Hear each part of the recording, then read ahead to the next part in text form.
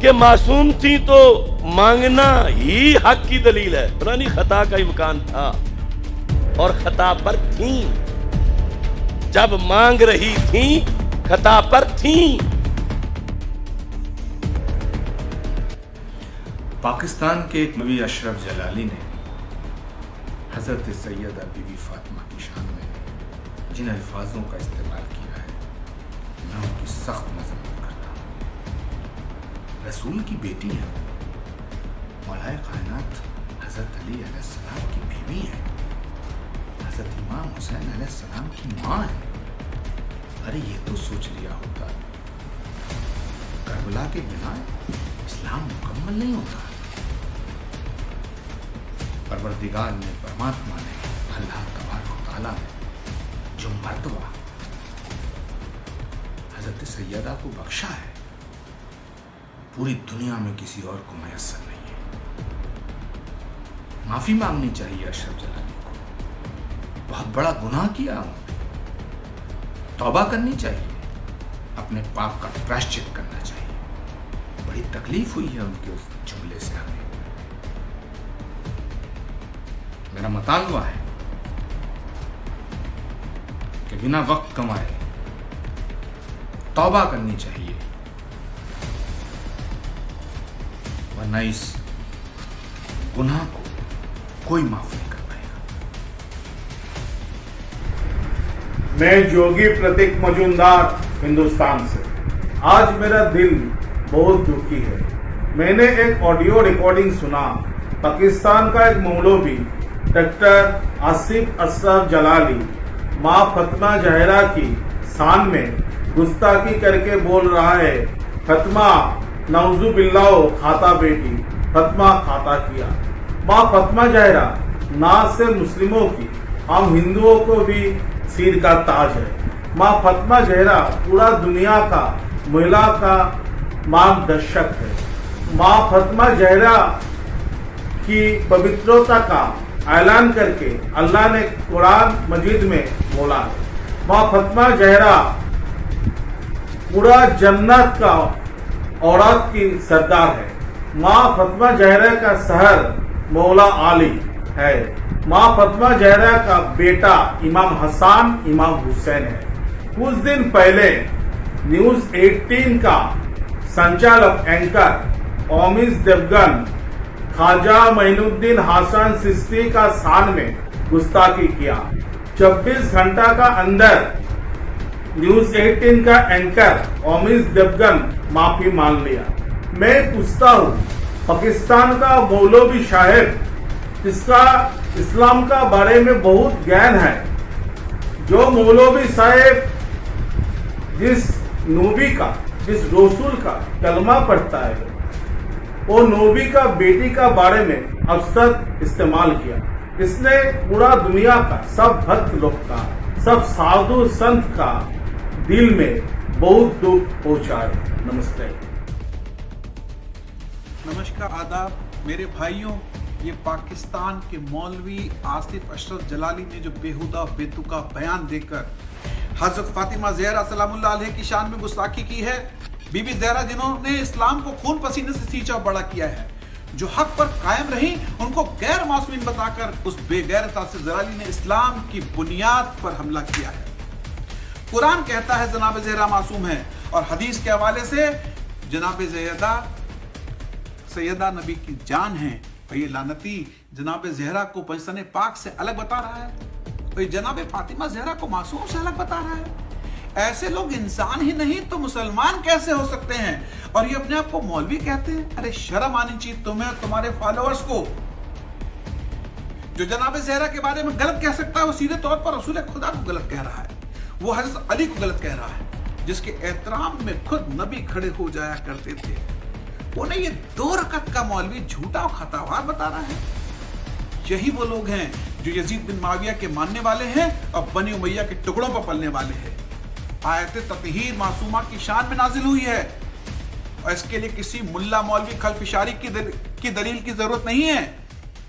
इस गंदे जहन वाले आदमी ने जो पक्का तौर पर यजीदी हस्ते अहले बैत की शान में गुस्ताखी करके मेरे जैसे शांति पसंद व्यक्ति के दिल को ठेस पहुंचाई है।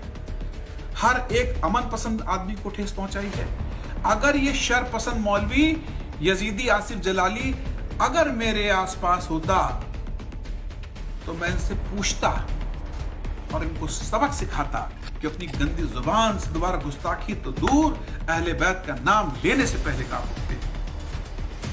अरे बेगैरत लानती आसिफ जलाली, मेरी बात को ध्यान से सुन और तेरी बात को सुनकर हाथ उठाने वाले और वाह वाह कहने वाले लानतियों, मेरी बात सुनो।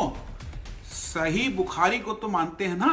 उसी सही बुखारी की हदीस है कि रसूल ने फरमाया, फातिमा मेरा टुकड़ा है, जिसने फातिमा को अजियत पहुंचाई उसने मुझे अजियत पहुंचाई, जिसने रसूल को अजियत पहुंचाई उसने अल्लाह को अजियत पहुंचाई।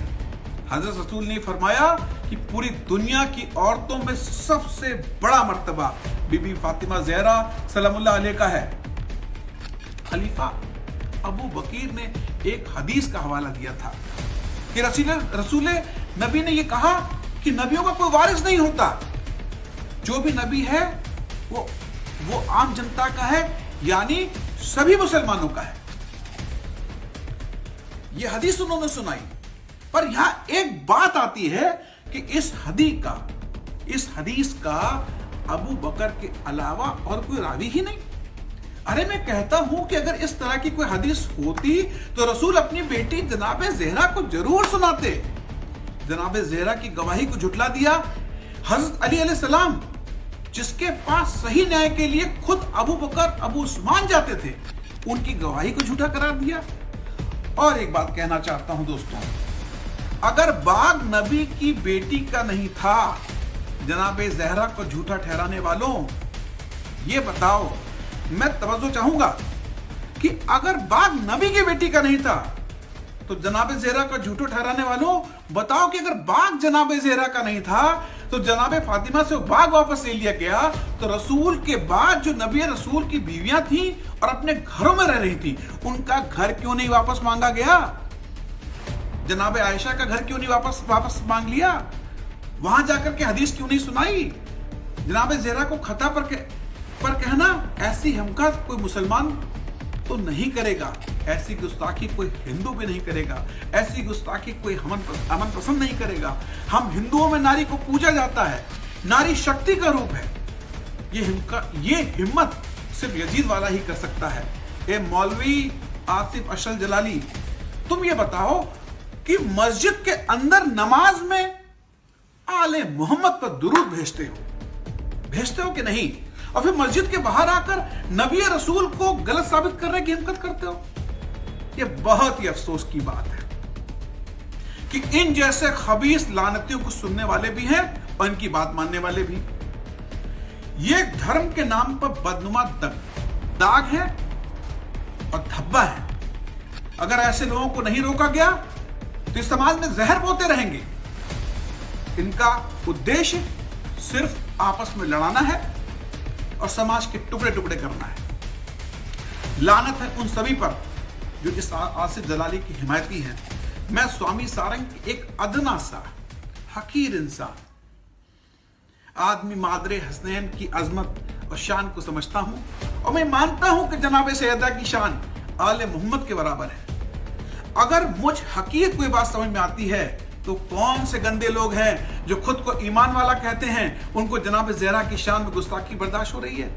अरे आसिफ अशरफ जलाली, मैं तेरी नस्लों पे लानत भेजता हूं, तेरे वालिद और खानदान पर लानत भेजता हूं, मैं तेरी सोच पे लानत भेजता हूं। और एक बात कहना चाहता हूं कि इस तरह की खुराफात पाकिस्तान से ही क्यों जाती है? आए दिन कोई ना कोई गलत बयानी वहां का कोई सा आदमी खड़ा होके कर देता है और समाज को बांटने की कोशिश करता है। अरे भाई, जोड़ के रहो।